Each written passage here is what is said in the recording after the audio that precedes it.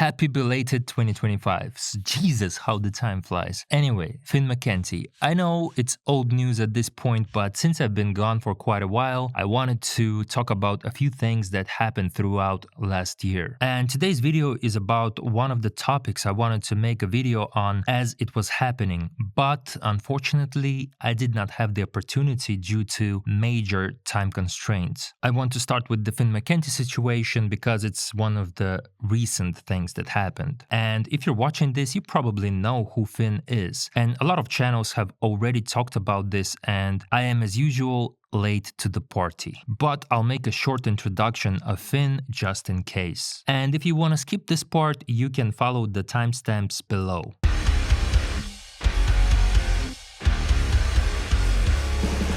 Finn McKenty was running one of the biggest YouTube channels in the niche of heavy music called Punk Rock MBA. The channel has nearly 600,000 subscribers. He also has a separate channel, Finn McKenty, with 150,000 subs. The type of stuff he did was kind of similar to what I do. Many bands he spoke about overlapped with the bands I have been talking about. And apart from that, he did several interviews with some artists on the heavy music scene. And yeah, he was doing pretty well for himself, but in some of his last few videos that he posted like 9-8 months ago, he was talking about the struggle and dilemma he had of running his channel. And I will get back to this a bit later in the video, as I think it's very important for this topic. Anyway, he stopped posting completely for like 3-4 months, and in December appeared in an interview with the YouTuber Jesea Lee, where he elaborated on his departure from YouTube. And what he had to say rubbed a lot of people the wrong way, including his longtime viewers. I don't want to go into detail of everything he said, but I would like to focus on the most important things he said in terms of his departure from YouTube. Number 1. I was just doing it for the money. 2. I don't really have any interest in music. 3. His attitude towards the heavy music scene and his longtime viewers. Smooth-brained, low-vibration people just want some negativity to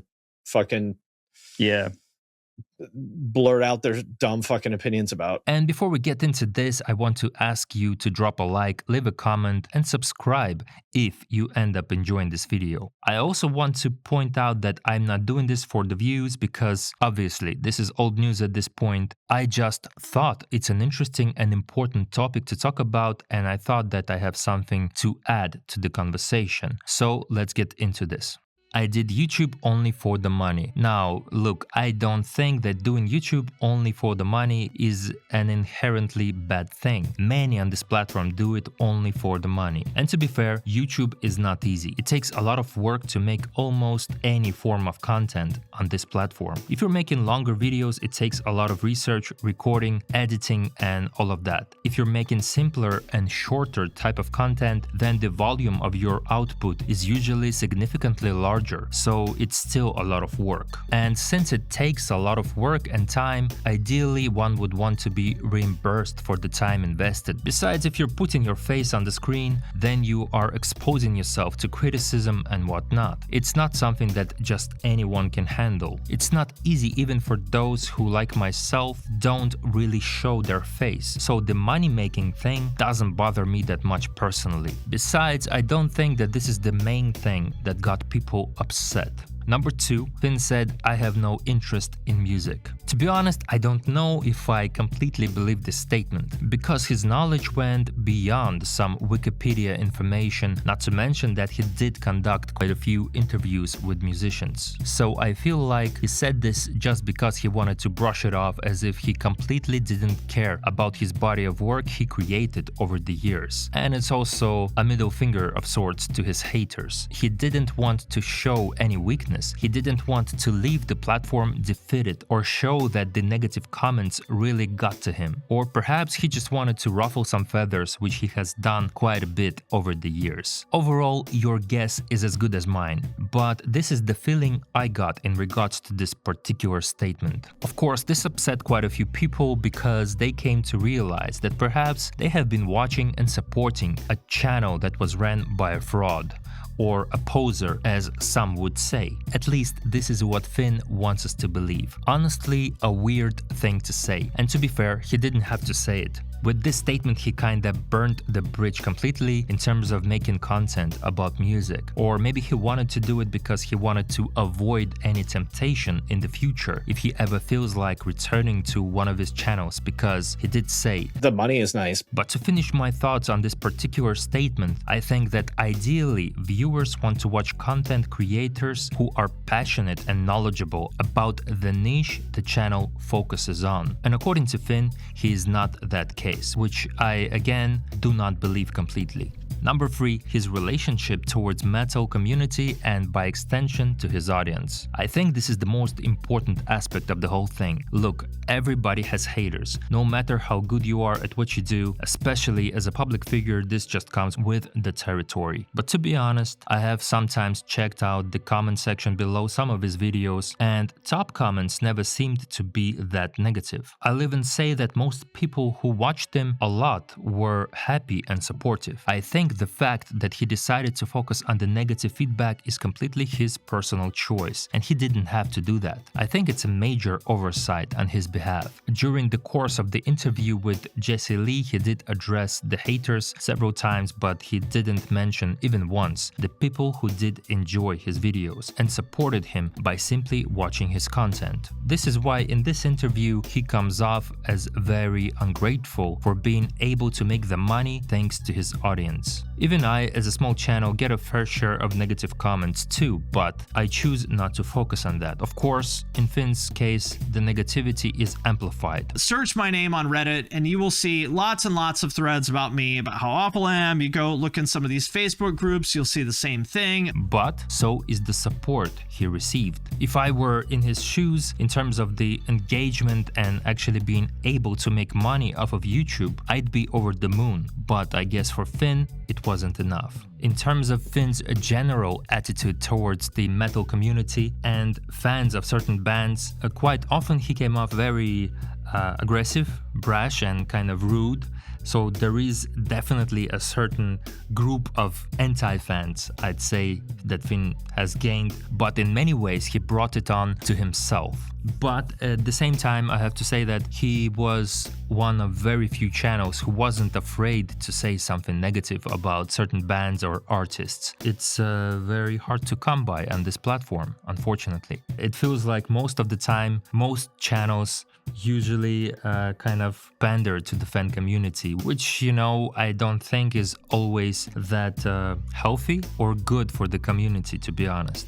Now that we're done with his last public appearance, at least to my knowledge, in that Jesea Lee interview, and I have talked about how Finn decided to justify his departure from YouTube, I want to talk about the real point of this video. As I was making this, I decided to go back and watch the video I was talking about at the very start, the one he posted 8 months ago, at the time of me making this video. Finn's video is called An Honest Channel Update, where he said that he doesn't like the content he has been making for a while now, as whenever he was making videos about more current artists like trap metal and whatnot, the views would drop and his like to dislike ratio would drop from 96% to 86 or something like that. To which I would say 86% is not that bad, but with that his income drops as well. And of course the lower income is a problem for him because he has a family to support, which I don't think I can blame him for. But when he posted videos about bands he didn't like, they would do much better. And because of not being able to make content that he wants to, and because of the negativity towards the videos he actually wants to make, he started having trouble sleeping, as the situation was stressing him out quite a bit. Also, it's important to point out that in this particular video he also said that he doesn't need for people to feel sorry for him, as this career path is his choice, and this is important, that he's grateful for the platform that he has. And he expressed his gratitude towards his audience several times in this video. I don't want this to be like a,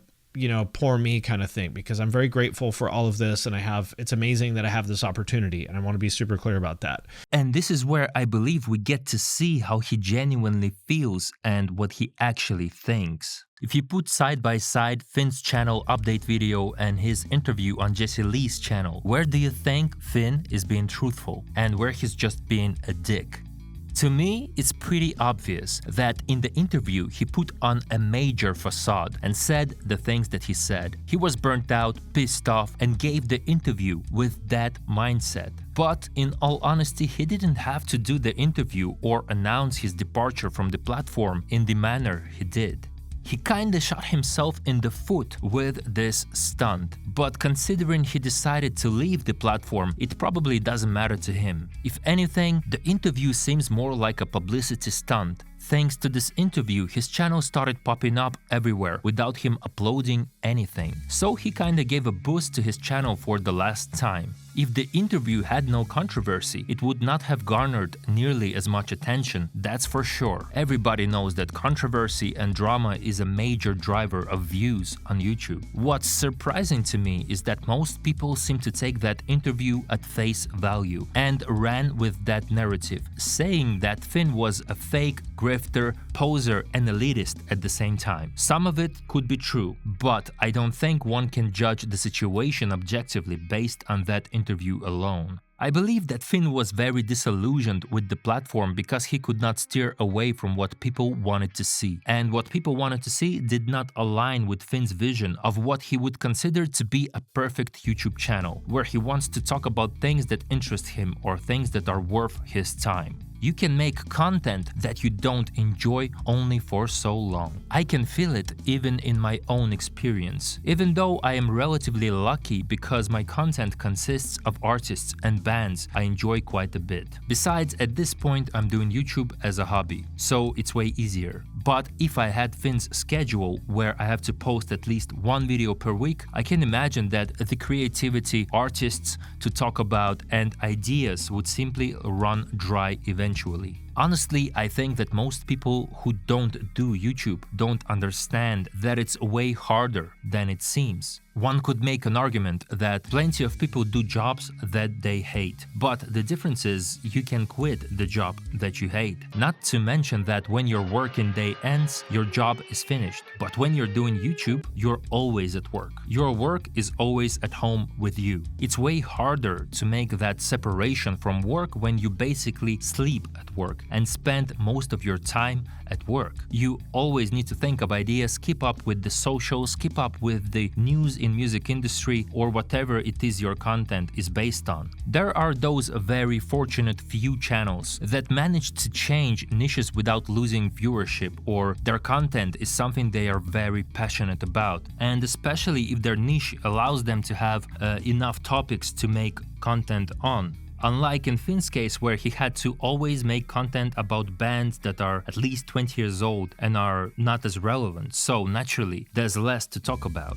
To Finn's statement where he said, "I don't care about music," is most likely only partially true. I bet he did enjoy making content based on music at the very start, that's for sure, because, let's face it, he could have chosen literally any niche for this channel. Especially he said that the money was the main driving force for him. There are niches that pay way better than music content if his only goal was to make money. But he chose music. It's only logical that he chose music for a reason. He was knowledgeable in music and he was interested in music. But since he got boxed into a very specific area of music, he started to hate what he was doing.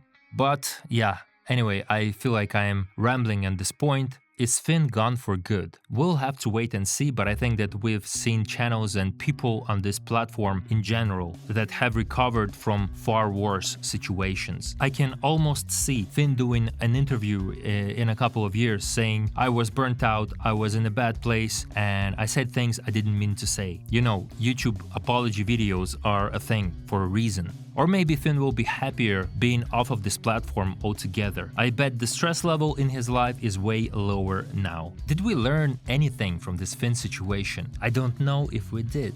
It is very difficult for a content creator to say to their audience as to what content they should watch. Let's say Finn did not enjoy content that he made and he took his audience for a ride. This is nothing new really. There's plenty of fake content on this platform where content creators are not being genuine and still people watch it. And plenty of people watched Finn regardless of what his intentions were, as long as they got information or entertainment out of his content. Besides, how can we really tell if content creator is passionate about their content, unless they say it out loud, like Finn did. I don't really have any interest in music. As always, thank you for watching, and I apologize for absence of any videos on my channel for such a long time, but 2023 and 2024 have been very rough for me, but perhaps that's a story for another time. In near future, I plan to talk about other things that happened in 2024 that I have missed. But it's a goodbye for now, and I hope to see you in the next one. Like, comment, and subscribe if this type of content is your cup of tea. Take care.